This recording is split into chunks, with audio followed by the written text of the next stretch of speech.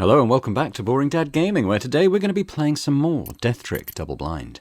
Now, we're starting the 2 PM slot with Detective Jones here. We've got 6 AP. We have the ability to gain another one, so I think, and almost a one after that. So, arguably, depending on how we do in this time slot, we might be able to take that up to 8 of 8, which would be nice. But let's start off by going to Tito then and getting a 7th time slot.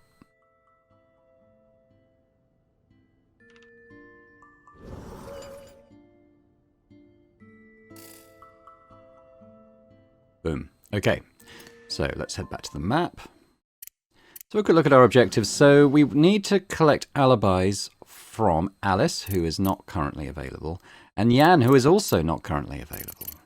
So that's not going to happen. Nearsighted glasses. We need to find the owner of these glasses. It was, remember, it was in Hattie's train car. In her desk drawer, which suggests someone that she's quite close to. So I guess I'm tempted to start with Aideen and ask her about them. I think we should also go to the big top, because I expect Chip's there doing an act, so it'd be quite nice to see what he's up to. What else do we kind of want to ask people about? I mean, we kind of know what's going on with the cowboy hat, don't we, thanks to Rolf's statement.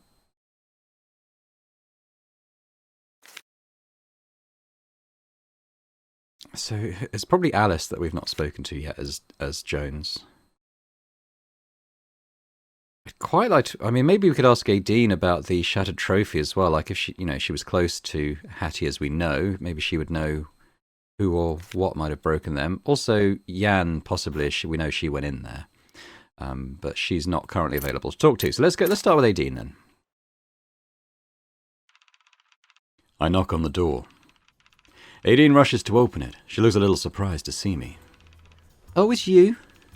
Oh, sorry, are you expecting anyone else? No, just surprised you came here. Are you looking for me? Yeah, if you have time. Sure, come in. You can take a seat and then we can talk. Okay, so we're going to start off just thinking, does Jones maybe want to investigate the room? I don't think so. We still have a contradiction here. Oh, we have asked her about the glasses.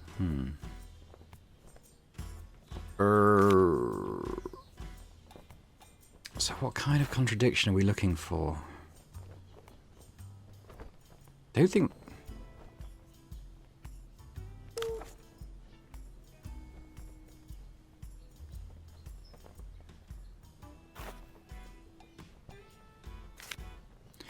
I mean, what's her statement?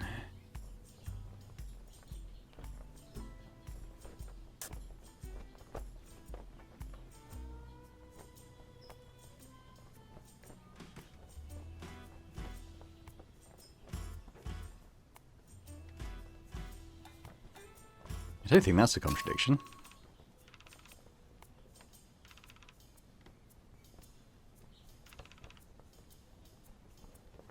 Yeah. Yeah, that was expected pretty much.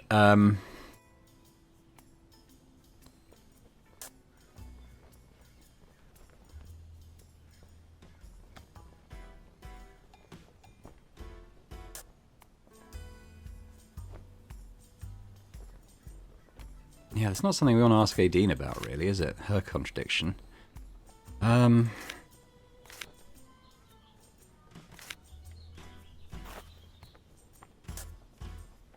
why would we confront her about Chip's statement?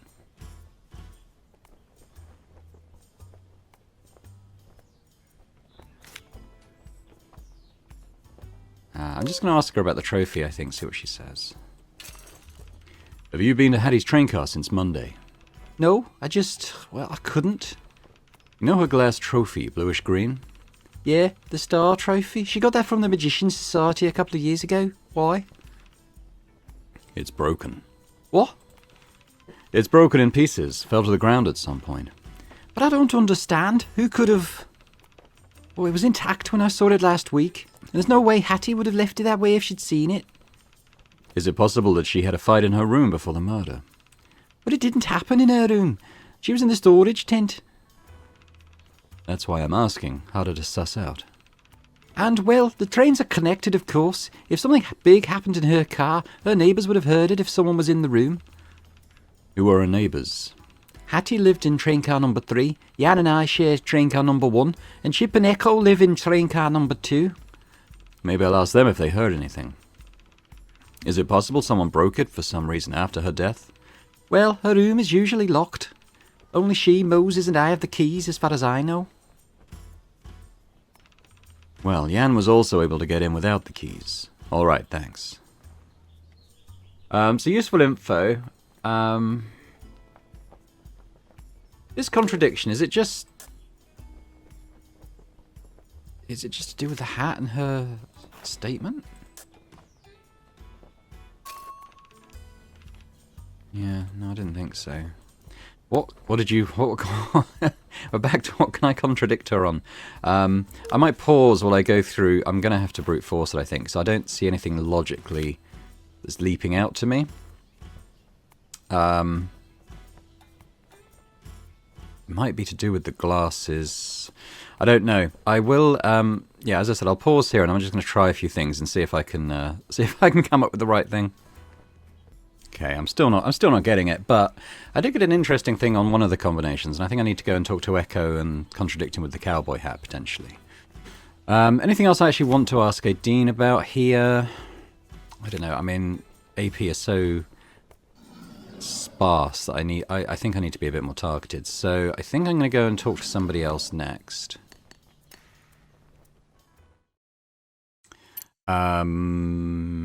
Echo I'm going to do next, and we're going to confront him with the thing about the hat and his statement. I knock on the door. I can hear a sigh in the room, and then someone rummaging around, and finally footsteps. What now? Can I come inside? If I say no, is that going to stop you? He's gruff, but he walks off to let me inside. Ask your questions. Right, we're going to try the contradiction here, so I'm going to go with his statement and the cowboy hat. Oh. It's clear that he saw the hat and jumped to conclusions. It's not worth pointing out since it wasn't supposed to be a lie. At least I know who was actually lying about their alibi now. Okay, never mind. We could ask him about the glasses, though. We need to find out whose these are. I found a pair of glasses in Hattie's room. Why would she have them? He pauses, a little tense, and scoffs. Why would I know? You've known her the longest, haven't you? Has Hattie ever worn glasses? No, never seen it. Did she have any problems with her vision? No, that's ridiculous. I'm surprised by the intensity of his denial. Have you considered maybe they were just someone else's? Then why would they be in her room? Maybe someone left them in her room and she intended to return them later. Maybe she got them as a present for someone else. Hell if I know. All right. So let's ask him about the trophy as well, see if that stirs anything up. I went to Hattie's trailer and found one of her trophies had been broken. Glass all over the ground. I'm trying to figure out when it was broken and if anyone saw or heard something. Hattie was a neat freak. No way she'd leave a mess in her room. It must have happened after her death. But no, I haven't heard or seen anything. And these metal boxes aren't exactly what I'd call soundproof. If a fight went down in there, I'd probably have heard it if I was around. And what times are you not around? Oh, those would be too numerous to count. When I'm performing, during the big show at night, when my idiot roommate is occupying the space, whenever I feel like going out for a walk. Your roommate, is there a chance he might have heard anything? You can ask Chip yourself. Yes, and we will. So his contradiction as well, is it linked to his statement? Let's have another look at this. Echo was walking alone on Monday night when he found Hattie's body at 7 p.m. He went to the stable back room to find Alice to close down the crime scene. On his way there, he saw Chip walking to the train cars wearing his gaudy cowboy hat. Afterward, he went to inform Aideen, who was in the trailer with her sister Jan. I wonder if his statement contradicts Aileen's updated statement. And you call yourself a detective? Yeah.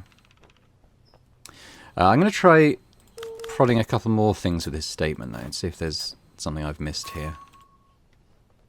Yeah, okay. Fair enough.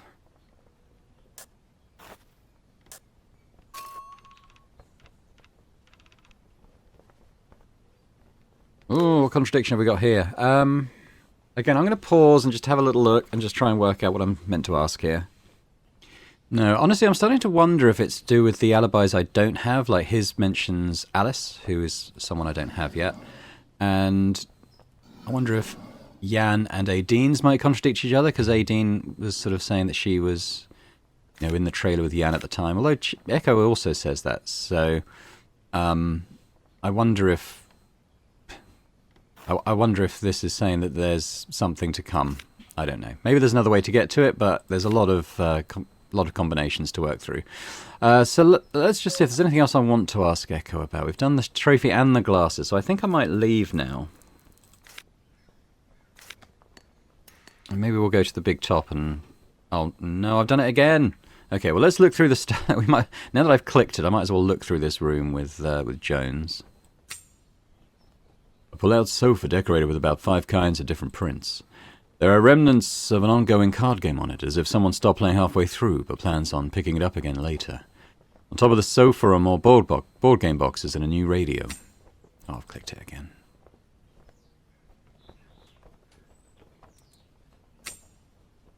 Chip's pricey hat collection. What's the deal with him and hats anyway? I can't imagine spending that much money for a little fabric. He's not even going to the opera. A woodworking table with a variety of neatly organized tools. Hammers, chisels, and sandpaper hang on the side, while the surface of the workbench is completely empty and clean. I wonder where all the sawdust goes. On the high shelf is an old wooden trunk with a big lock on it. Because the rest of the inner area is so vacant, I can't help but wonder what's being protected inside of that box. What's inside that box, the one with the lock? My luggage. I'm surprised he answered my question instead of telling me it's none of my business. Perhaps I'm getting paranoid, but maybe he felt a boring answer would draw less attention than an evasive one. Isn't that hard to reach? The shelf's really tall. That's my problem, not yours.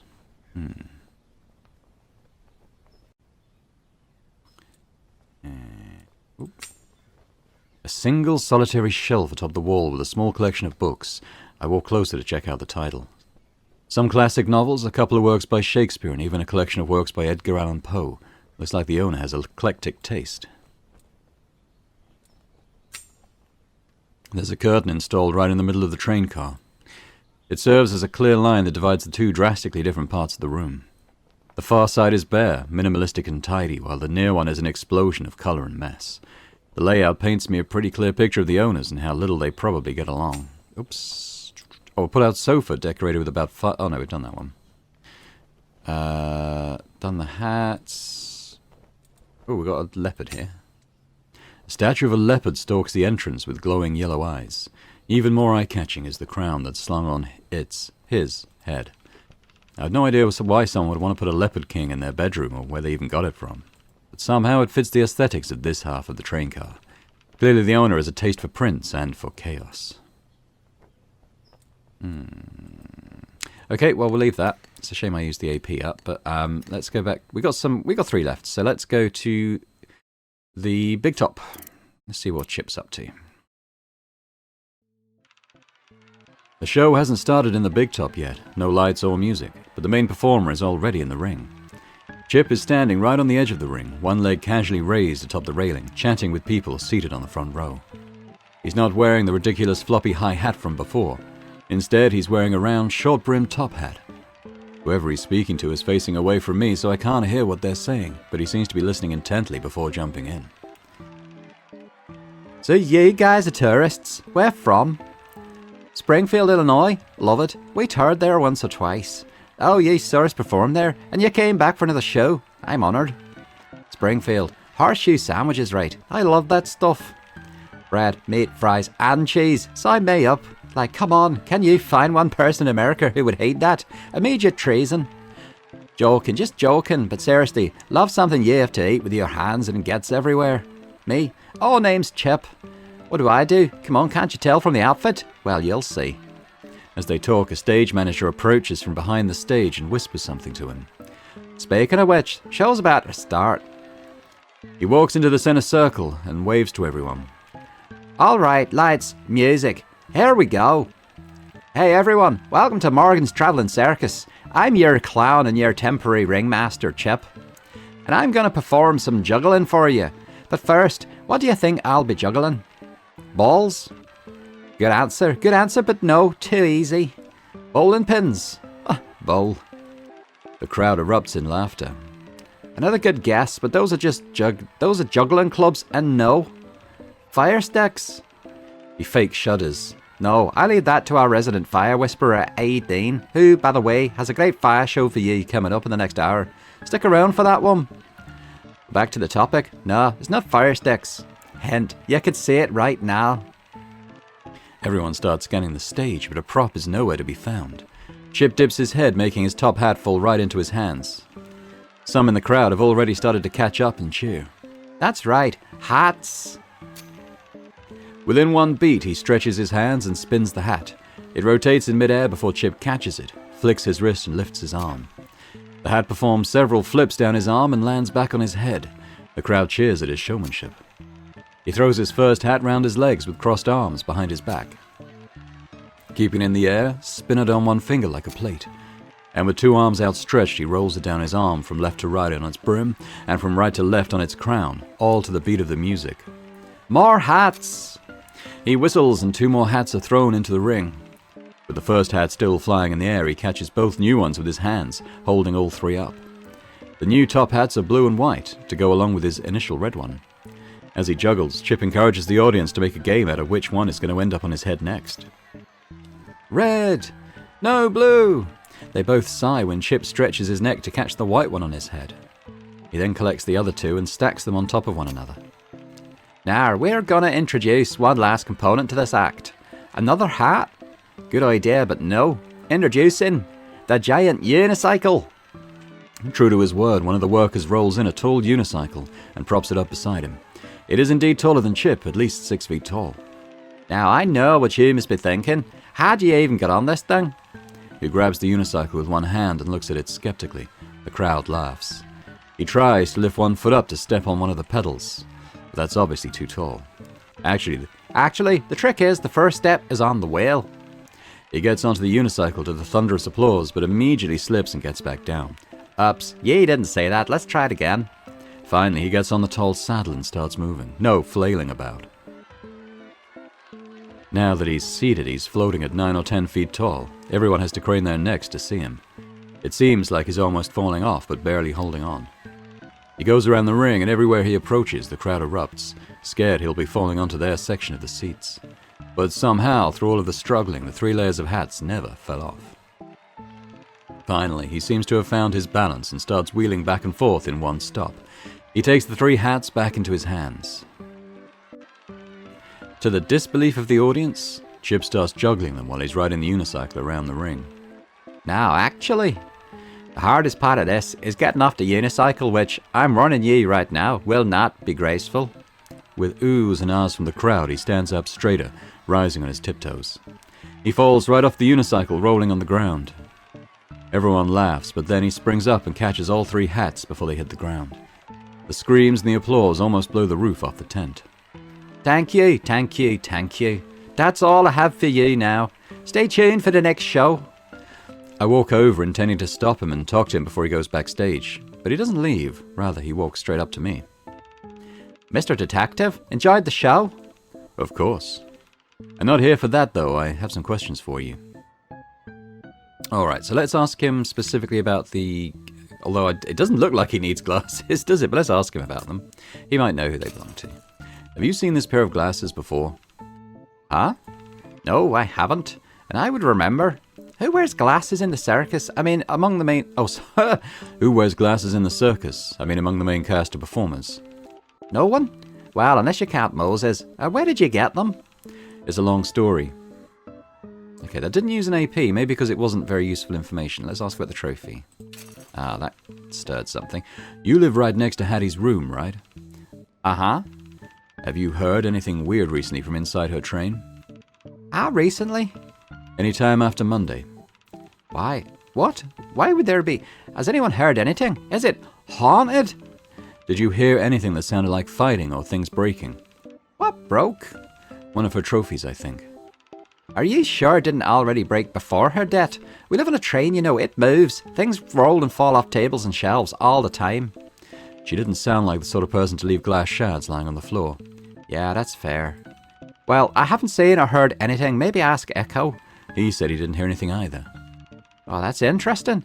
There are only a few hours during the day. Neither of us are in the train car.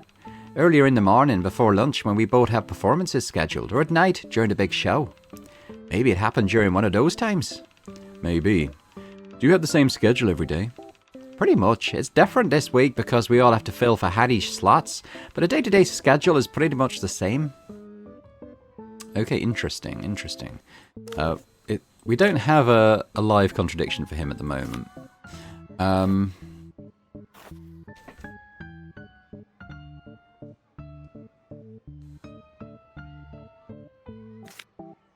Got 2 slots. I'm just thinking 2 slots left.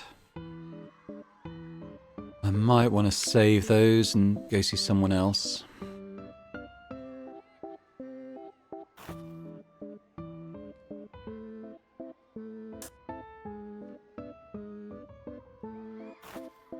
Yeah, I'm not seeing any contradictions. I'm not seeing a lot else I kind of want to ask him about just yet either.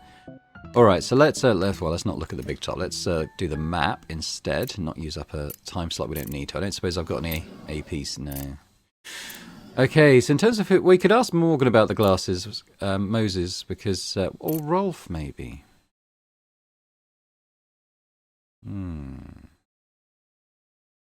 We could do both, couldn't we? But let's maybe go with Rolf. This time, when I hear the commotion in the distance, I know exactly where to go. There are so many people gathered around the ring, I can't even see what they're looking at from inside from this distance. I get closer and peek over the crowd. Oh, we've got an elephant this time. Standing in the middle of the circle is Rolf with an elephant. He's trying desperately to manage the crowd, but his voice can barely be heard over this much excited discussion about the big animal. Hello!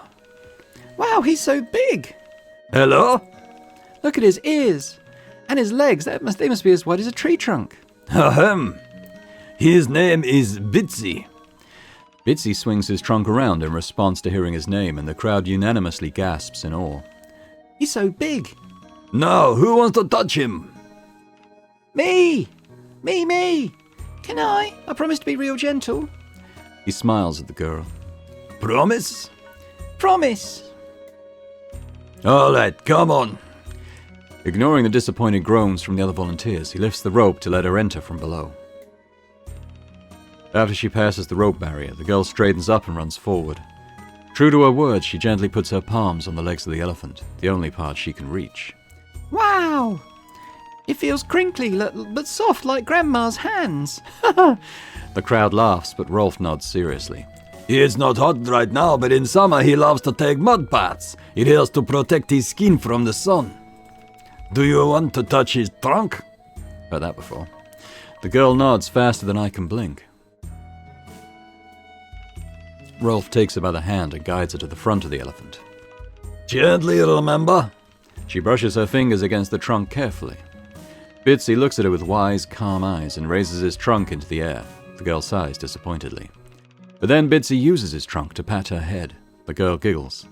The crowd laughs and applauds. I think he likes you. Oh, thank you, Bitsy. Rolf guides the girl back outside the circle and waves to the crowd. They're silent, hanging on his every word. Alright, who wants to see Bitsy eat a watermelon? Everyone cheers again. Sorry, did I keep you waiting? It was worth it. Glad you think so. So, what did you need me for? Right, so we're going to ask him about the glasses and the trophy. Didn't use an AP slot. Do you know who wears glasses in the circus, among the key crew perhaps? Moses does. None of the performers, just some of the staff. Okay. Well, we're ticking off people to ask anyway. Trophy. Aha. Have you been to Hattie's room? Hattie's room? No, why would I? Oh, I'm not accusing you of anything. I'm just trying to figure out who broke the glass trophy in her room. Glass trophy? Is it green? Green with a little bit of blue? Yeah, aquamarine color. Have you seen it? I have, not in her room, but I know about it. It's the Magician of the Decade Award, one of the highest honors in our line of business. They only give them out once every decade. It was big news for a while. Hattie was so young and new in the business, not to mention a woman. So it would have been something that she treasured highly, not something she'd have left lying around. Yes, I remember when Hattie received it, she was so happy she was crying. You say someone broke it? I think so, if we're talking about the same trophy. I didn't see any other trophies in that color on her shelves. No, she will. Well, she would have been so sad. Or upset. I guess it doesn't. She's not here now. Broken? Who would have done something like that? Could it be the person that, you know? Why would they break that trophy? Yes, that is an intriguing question. The train car wasn't the scene of the crime, and Hattie wasn't abducted, so there wasn't a struggle in her room. So why break the trophy? Was it before or after the murder? I think we asked Gecko about it. Have we got a subject about his jealousy? I can't remember, or whether that's Jackie who's got that. Okay.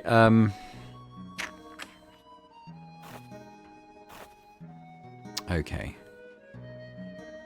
I'm going to use my last time slot, I think, to go and talk to Moses about the glasses. Well, I've then asked everyone on this map about them, which isn't too bad. It's getting quite a bit done. I mean, well, they're not Moses's, or are they? I mean, he might be wearing his long-sighted glasses, and they might be his near-sighted glasses. I don't know. Let's ask about them anyway. Aha! Do you recognize this pair of glasses? I show him the pair of glasses I took from the drawer in Hattie's room. He pushes his own glasses down and takes them for a closer look. Nope, can't say I do. Where did you get those? It's a long story. I'll explain when I know more. But I'd like to ask you a few questions if that's okay. It's going to say my time's up, I think. Is there anyone among the circus performers that wears glasses? Not unless you count me. Of course, we have hundreds of circus workers, and there are a few that wear them. But I can't remember seeing this exact pair before. Is it possible that you've seen them before and simply don't recognize them? It's conceivable. They ain't exactly a remarkable pair. Your own glasses are reading glasses, I assume, not for nearsightedness. Yeah, that's correct. Okay. Alright, well that didn't really reveal very much, did it? It did use a point, but yeah, okay. Time to go to Jackie.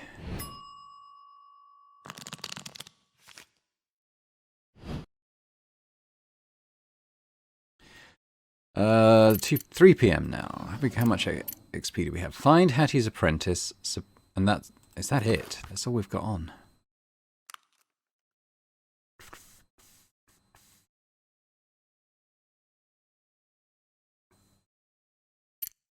Who have I asked about it? I feel like I've asked everyone. Obviously not.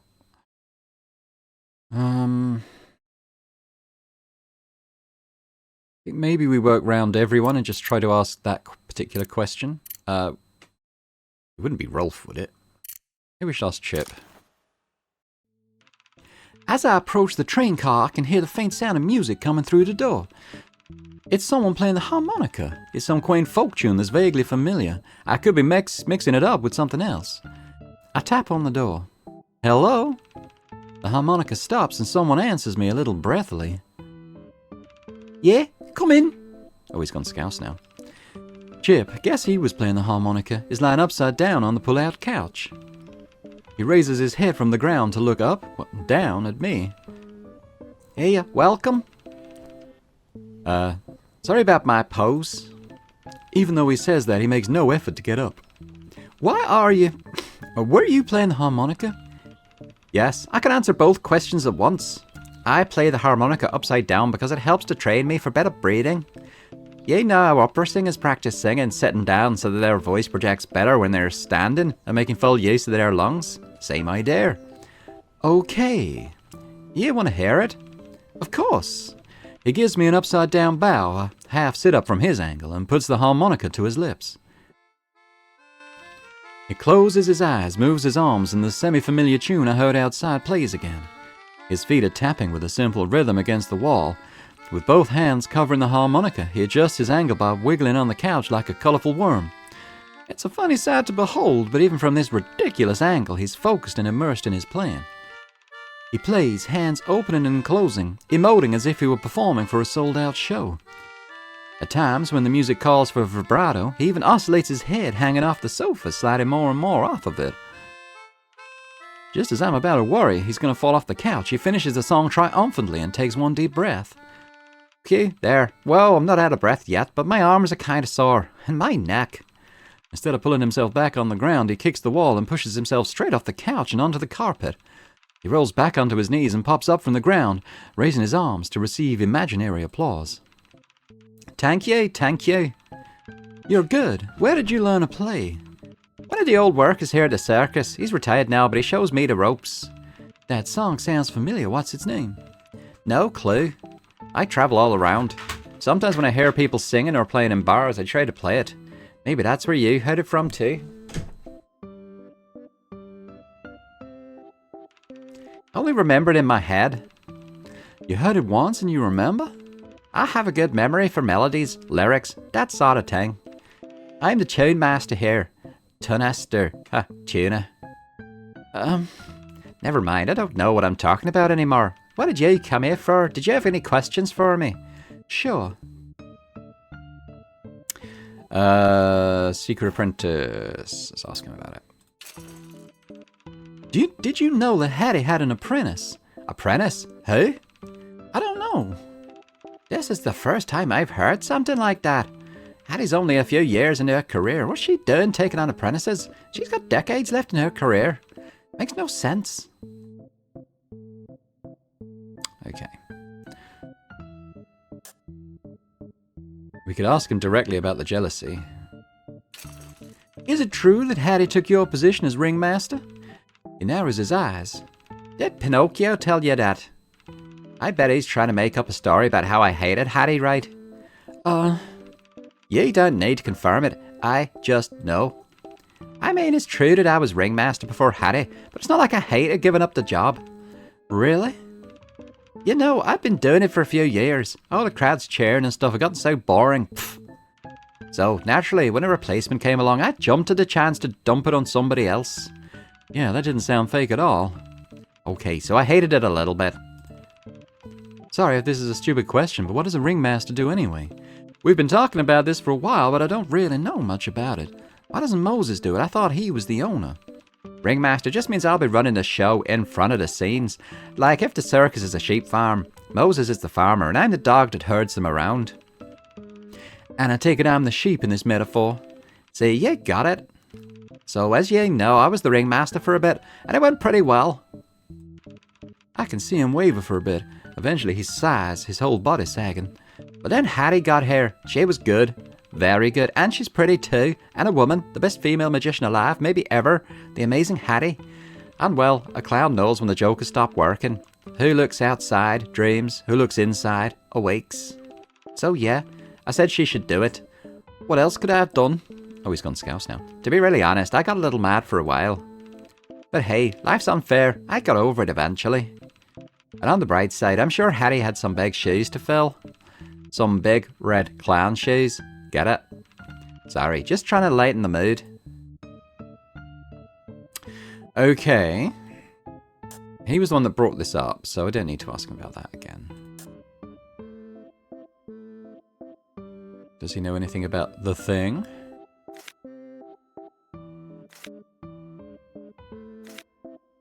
Yeah, let's ask him about that. Do you know if Rolf perhaps might have had romantic feelings for Hattie?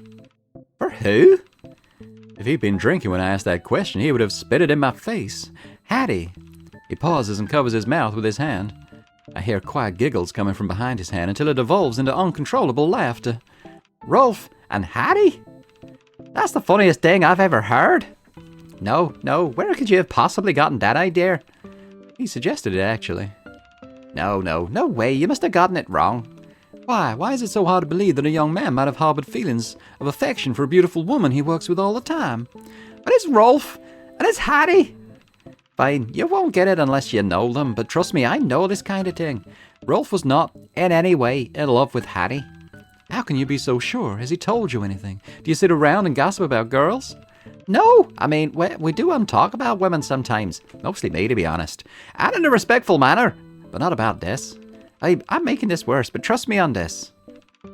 Or you can ask anyone else. I mean, ask Alice or Echo or even Jan and Tito. They'll tell you the same thing. Okay. Do we try the mind-reading act on him? I don't feel like he's been dishonest with us about anything. We could ask him about this, maybe. Or maybe about Jan?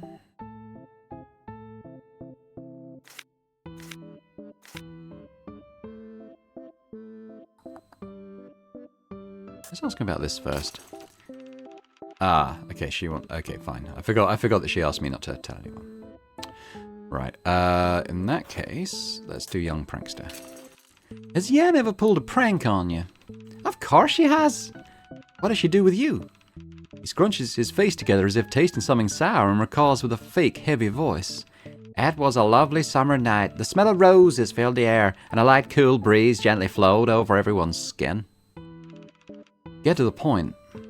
It was the sort of night to enjoy the company of a lovely lady. I couldn't go back to my room, of course, because I share it with someone else who will not willingly vacate the place to give me some private time. So I decided to take the lady to a storage tent. Not the kind of place fitting for a lady, I know, but in my defense, even a beaten down leaning tent will feel like a palace when you're with someone gorgeous. Please tell me this isn't going where I think it's going. Where do you think this is going? You got naked and then she scared you, interrupted you, dumped cold water? Ah, we didn't have time to get naked, so it's better than I thought. No, it's worse. She ran in and called me Dad. What? Yup. And she started crying, asking why I'm with this lady, and is that why Mom said you didn't want me anymore? A surprised laugh escapes from my mouth without me even realizing. Oh, I'm sorry, what? I tried to explain, of course, but it only made me look more guilty. So the lady left? Oh, not without leaving me with a punch in my face. Not a slap, a closed fist punch. I had to perform with knuckle marks on my cheek for almost a month. He touches his face again with a grimace. Yeah, the most useful advice you can get from me. Don't mess with a little birdie. Okay, interesting. I might leave that there for Chip then. We don't have anything to try and contradict him on, so let's head back to the circus. Secret Apprentice. I think we've asked Jan this already. I think we've asked Alice. We could try Rolf. When I return to the stable, Jan has already left.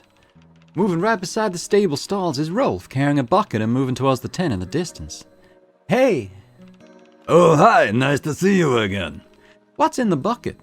Just some fresh beef. It's for Peaches. Who's Peaches? Oh, he's a lion. He's right over in that room. Do you want to see? Oh, the lion I saw sleeping earlier. You named your lion Peaches? He scratches his head a little embarrassed. Well, he's fuzzy. So, do you want to come in with me? It's totally fine if you don't. I know some people got scared. The cage is locked, right? And it must be pretty sturdy.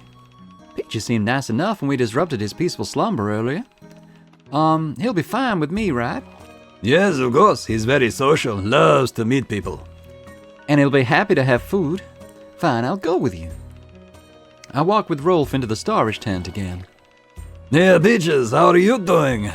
The lion known as Peaches is no longer sleeping. Rather, Peaches has one ear to the door as we walk in and turns his head around slowly. This is Miss Jackie. She's a friend. Jackie, do you want to say hi? Hi. Sorry about waking you up earlier. What was that? Oh, just introducing myself. As we talk, Rolf reaches into the bucket and snares up a giant piece of beef. Peaches raises his head with interest. Do you want to do the honors? Don't feed him with your hands, though. Don't want you to get injured. You can just throw it into the cage. All right. I take off the magician gloves picked up a piece of beef from the bucket. The cold, sticky texture grosses me out. Peaches, enjoy your lunch, dinner, afternoon tea. I try tossing the meat into the cage, but it's heavier than I anticipated, and it falls just outside of the cage door. Ooh. Peaches pauses for a second and prance to the cage door, trying to reach it with her paws. His paws. It's a boy, isn't it? They say his before. That's when the cage door creaks open. I pause. Rolf pauses. Even Peaches seems surprised. The whole room seems to freeze for a second before everything moves at once. Oh no! I move 5 or 10 steps back. Rolf moves towards the cage, trying to contain it. But Peaches bangs the door open and pounces at Rolf. Ah! Hey! Roar. I don't know if I should close my eyes or run out of the door, probably the latter, or maybe both. But in the middle of all the adrenaline, I remember something I heard once about not turning your back to a predator. A few seconds pass. I don't think I hear bones breaking or flesh being eaten. Are you okay? Now, that doesn't sound like a person in pain. I'm fine. Peaches, you know you're not supposed to do that. Peaches has Rolf pinned to the ground in greeting, licking his face and swatting at him playfully with his paws. And Rolf is laughing and petting Peaches like he's a big house cat, no blood or claws in sight. Sorry, that must have scared you. Sorry, let me, He gestures to Peaches, still rubbing his head on his trainer and purring. I nod understandingly and take another 5 steps back. I'll wait for you outside. I can still hear him talking in a high-pitched voice to the lion as I leave the tent, trying to attract as little attention to myself as possible. Hey, Peaches, come on, get off. I need you to get back inside, yes? I know, there will be food. We'll play later. We have a show tonight. Oops, I scrolled the mouse wheel and that seemed to fast-forward stuff. Sorry about that. Oh, Anton. Okay, he's back in the cage. I locked it back up for sure this time. Good to know. I don't know what happened with the cage. I definitely locked it after the performance yesterday. I put the pieces together while he was still inside. I know what happened. Huh? You know what? When I saw Yan here earlier, the sneakiness, the hands behind her back. Yeah, well, we know what happened. Looking back, she was probably still working on the lock when I came in. When she felt she was getting close, she sneezed to cover up the sound of the lock opening, and then she distracted me quickly to get both of us out of the room, which, to be fair, wouldn't be that hard with a lion there. Of course, the tool she was using was probably just that bobby pin she showed me while making up some excuse about it in her hair. I was here earlier with Yan. I saw her fiddling with the lock. I just didn't realize what she was doing at the time. Rolf shakes his head, partially out of exhaustion and partially out of defeat. Of course it was her. Well, I'm glad you're okay. Yes, Peaches wouldn't hurt me. He just wants to play. And I don't want to get you to get the wrong idea. He wouldn't hurt you either. But he's not starving and you didn't do anything to him. Right, I thought you were supposed to feed him after he performs, like as a reward. Isn't he gonna perform tonight? Yes, he is, but no, I give him his dinner before. You know, it's like us humans, he needs energy for the show. I do give him some treats afterwards if he's doing really well. You seem like you two get along. Yes, of course, I raised him from when he was just a cub. Has he ever bitten you? Oh, it happens, of course, he's a wild animal. He doesn't understand what he's doing unless you teach him. See these scars on my arms? Some of them are definitely his work. But you learn how to read him, and he learns how to read humans. It's just how it goes in our line of work. Sorry for keeping you so long, and sorry for all of that. I've been told I talk about my animals too much. No, I enjoyed it. Not the part where I thought he was gonna eat you alive, but I do enjoy hearing you talk about them. Oh, thank you. Do you have anything else you wanted to ask me about? Yes, I can't remember what I was going to ask him about now. Okay, so we haven't asked him about Secret Apprentice. Let's do that. Did you know about Hattie's apprentice? Hattie didn't have an apprentice. I was told that she did in secret. Oh, well, sorry, I know nothing about that. I told you, we didn't really, I didn't know her that well. Okay. No good asking him about the thing, because, yeah. We could ask about the young prankster. You know the lion thing was a prank by Yan, right? Why did she target you? Oh, it's not that big of a deal. I don't want you to think of her as a bad kid. She's not like that. I heard she put a spider in Hattie's bed. Yes, but it's all harmless. Harmless? She could have killed you with the lion. No, she couldn't. Trust me on that. It's my job to know. Besides, you make the spider thing sound way too innocuous. Spiders are freaky. I totally understand why Hattie would have freaked out. What do you have against spiders? They're great, and they're usually not trying to harm you, just minding their own business, eating flies and stuff. But then they get screamed at by people, or people try to catch them to scare someone else. Poor spiders. I can't believe that's where his sympathy lies. I hope Hattie didn't kill Zuzu. You know the spider's name? Yes, Jan found it with me when I had to clean a cobweb on one of our animals' cages. And you didn't think, gee, I shouldn't let her... Famous prankster leave with a giant spider? I thought she wanted a pet. A pet would be a cat or a dog, a rabbit. Hell, in a circus, get her a pony or a baby elephant. Not something with 8 legs and 6 eyes. I think they got 8 eyes, actually, spiders. Sorry? You sound mad. She didn't scare you, the spider, did she? No, and I pray she never does. Alright, I'll try talking to her about that. Although I doubt she'll listen to me, though. Okay. We could ask... Oh, no, because she wants to keep it a secret. We know the note's not from him, so that's pointless.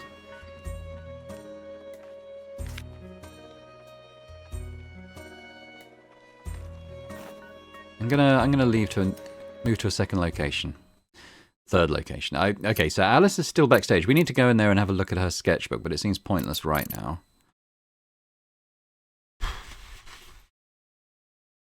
I'm 99% sure I've asked Jan about the Secret Apprentice already. Who haven't I asked about it? Unfortunately, it doesn't track that like it did the alibis and stuff.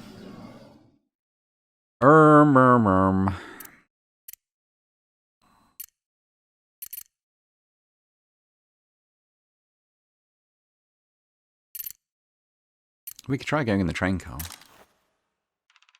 The door is locked. It seems like there's no one inside. Well, whose room is this? Okay, I thought it might still be open because Jones had gone in and unlocked it, obviously.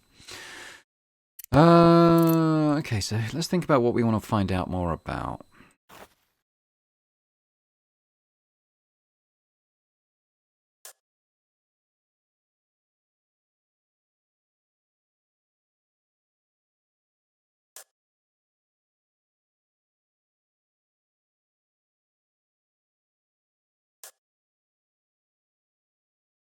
I think we've asked Moses about all that stuff.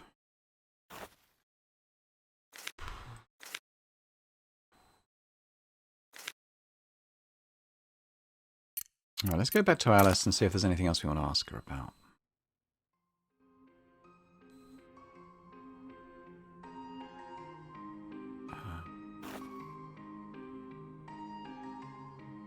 Yeah, what about the young prankster thing? I hear Jan has a bit of a habit of pranking people. Yeah. Has she ever pulled a prank on you? She tried, but didn't succeed. She tried pouring glue in my paints, but I could smell it before I dipped my paintbrush in them. She tried scaring me in my sleep, but I'm a light sleeper and managed to get the jump on her when she thought she was closing in. Once she tried to sabotage her own performance gear. There's this safety rope we use when she's practicing a new trick. She was going to secretly detach it while she was up there to make me think my equipment failed. Sounds like a really stupid idea. Wouldn't that be harming herself? Sane person would agree, but God knows she doesn't think like one. And to be honest, it would have given me a heart attack if that had happened. How did you even dodge that one? I had a feeling. It compelled me to lock her safety in place. She didn't have the key.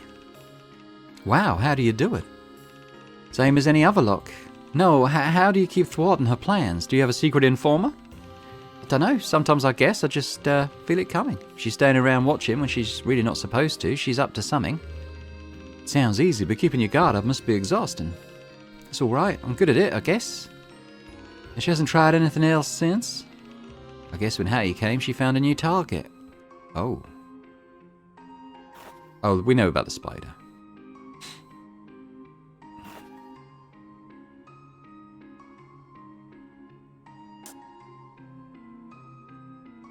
Does she know anything about this? Did you know that Echo and Hattie used to be apprentices together? Huh? Echo and Hattie, they knew each other back in the day. Didn't you know that? I think I heard something like that, but I never paid attention. So they knew each other. Apparently. And, well, but Echo's a puppeteer and Hattie was a magician. Isn't it weird they studied together? Not at all. Their men probably knew both trades. I learned both mechanics and sewing from our old mechanic. But I heard that Echo actually didn't set out to become a puppeteer. He was studying to be a magician. And then he changed his mind. Well, that's not uncommon either. I came here with no idea what I wanted to do. I'd have done anything they asked me to. Man, I can't interest her in any part of this story. But it sounds like she doesn't know anything about it, so I probably can't get more information from her anyway. So Echo and Hattie never talked about the fact that they knew each other back in the day? I never heard either of them mention it, but maybe I just missed it. Alright. Well, look, maybe we could ask about Chip's jealousy as well. I heard Chip used to be in the ringmaster of this circus before Hattie came along. She perks up. Who told you that? Were you trying to... What are you trying to say? Sorry. Hattie didn't take the ringmaster job from him, if that's what you're asking. She wouldn't do something like that. She thinks that's what I was worried about, not the potential motive for murder. That's not really what I was wondering. Does the ringmaster position come with extra income? Oh, you would have to ask Moses, but it's a lot of additional work, so even if it's extra pay, it's fair. Yeah, that's not really what I was wondering either. Does losing the ringmaster job mean Chip would have also lost part of his salary? She appears confused at first, but once she understands my line of questioning, her eyes bulge in horror. Well, that's what you were trying to ask? No, he's not. Chip doesn't care about money, and Hattie didn't. There isn't any kind of bad blood between them. Who told you that? Well, I can't, Was it Echo? He doesn't really think that Chip... Oh, he's just trying to badmouth him like usual. Okay, I see. And that's the day. We need sort of more characters in to ask about the Secret Apprentice, because I'm pretty sure we've asked everyone we had available here. Alright, well I think it's time for me to go then. I tip my hat and turn around, but then Alice calls out. Wait. Sorry? Almost forgot. She reaches down into her little pouch and pulls something out. I was asked to pass you this letter. A letter? By whom? I'm not sure, actually. There's no sender's name on the envelope. It's sealed, too. Oh, mysterious. How did they get the envelope to you? Little Lee. Sometimes we can't leave our post, so he just runs errands. He runs errands for everyone if you give him a coin. So someone in the circus paid him to have you deliver this note to me. Seems like a hassle. No one else knows about you yet, so I had to come find you myself. Increasingly intrigued, I take the envelope and tear it open carefully. The letter, if we can call it that, is not handwritten but patched together by newspaper print. I know your secret, imposter. Looking for me? Come to train car number 3 at 7 p.m. sharp. The door will be open. I'll be waiting. Wow, okay. There's no name or signature, not that I expected either. Questions are filling up my mind. What does the writer mean by imposter? Is it referring to the fact I'm not the real Hattie or something else? What do they mean by secret? Is it about my identity again, or the letter, or what I'm doing here? Looking for me. Is the writer admitting to being the murderer? Why do they even assume that they know who I'm looking for? Train car number 3, isn't that Hattie's train? Why there? Sure it'll be empty, but that's the home of someone they just killed. I'd feel a bit icky if it were me, but I guess that's why I'm not the one murdering people. And the door will be open? That means this mysterious person must have a key or a way to open the door, right? And isn't 7 p.m. when the big show starts? Oh, well, to think of it, it makes perfect sense, because the majority of the performers, workers, and circus visitors will be busy. Perfect time for a clandestine meeting. Perfect time for a trap, too. Well, at least it seems like the fish has spotted my bait. Who's the fisher and who's the game? That may remain to be seen. I guess the only way to find out is to show up for the party. Okay, wow. I close the note quietly. Alice watching, but carefully averting her gaze from the paper. Well, I don't know where to even begin to explain, and I better not. Sorry, I don't know who this is from yet, but I imagine I'll find out quite soon. I tuck the letter back into the envelope and then into my pocket. Well, I guess I'll take my leave, too. See you later tonight for the show? She smiles. Yeah, see you soon. There we go, back to Jones. Interesting. I wonder what line of questioning is getting people worked up. Yes, I think we'll probably leave it on that note for now. In terms of alibi, we need Alice and Yan, don't we? So Yan is here now. Alice is not still, which is weird because she was there in this time slot in Jackie's section. I may have seen Alice very early on, but I don't think I've seen her since I was actively looking for her. Anyone we haven't spoken to recently? I think we'll definitely go and see Aidine's act next time. We'll talk to Yan about Secret Apprentice. No, not Secret Apprentice. Alibi. That's what we want from her. And her alibi may well have an impact on Aidine's story, so maybe we'll do Yan first. But anyway, on the on the cliffhanger of the letter that we received, I think we'll leave it there. So thanks very much for watching. Hope you've enjoyed it. If you have, if you could hit the thumbs up button, that'd be great. Leave me a comment. Let me know what you think about the story so far. Any more working theories? I know there's been a couple doing the rounds in the comments. As for me, I don't really know. I was leaning towards Echo, then I was leaning towards Aideen, and now I'm not really sure. Everyone seems to have a fairly good reason for not doing it, but someone's probably lying, so let's find out. But interested to hear thoughts nonetheless. And if you're watching this and haven't already subscribed to the channel already, it'd be amazing if you could. So thanks very much, and I hope to see you next time. Bye for now.